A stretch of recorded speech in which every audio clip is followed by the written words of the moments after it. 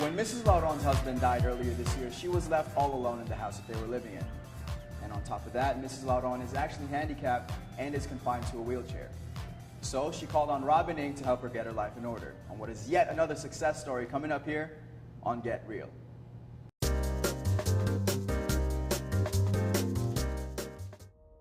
Bumili ng bahay sina Mr. and Mrs. Lauron sa Las Vegas noong 2002.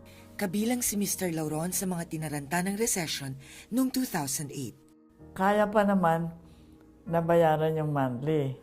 Pero nabibihan siya. Kuminsan kala niya nabayaran niya pero hindi pala. Umabot din sa punto na kailangan ng humingi ng tulong sa bangko. Kaso, gusto namin mag-refinance pero hindi na-approve ng asawa ko dahil marami palang utang ang asawa ko, hindi ko alam. Earlier this year, tragedy struck.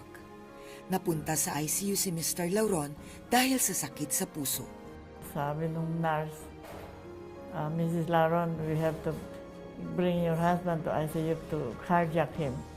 And then after that, 3:55, the nurse called me again and she said, Mrs. Lauron, your husband was not able to make it. So that's it. Ngayong biyuda na si Mrs. Lauron, nagpa siyang buong mag-anak. Might as well pagbili na yung bahay. Dahil walang mag-iintindi na, nag-iisa na lang ko. Wala naman ako magagawa. Hindi, talagang handicap na ako. Hello, Canation. It's Robin Ng. We're in Antioch, California, at Quail Lodge Retirement Assisted Living Facility. Right. Beautiful location, great grounds. Mrs. Lauron lives here, and she just shared a lovely story of, her trials and the solution. Right.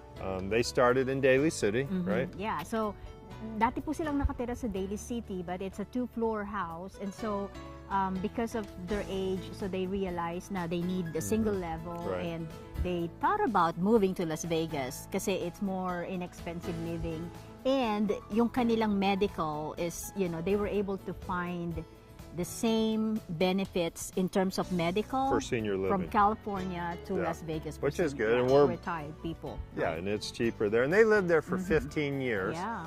But during those 15 years, the meltdown, the recession of 2008 affected everybody, and Las Vegas got hit very, very hard. Right. Well, actually, si Mrs. Lauron po, siya po yung mom ni Alfredo, which is originally our client. And so, they've been calling us like maybe 4 years ago, wanting to ask some help kung pwede nilang i-refinance yung property.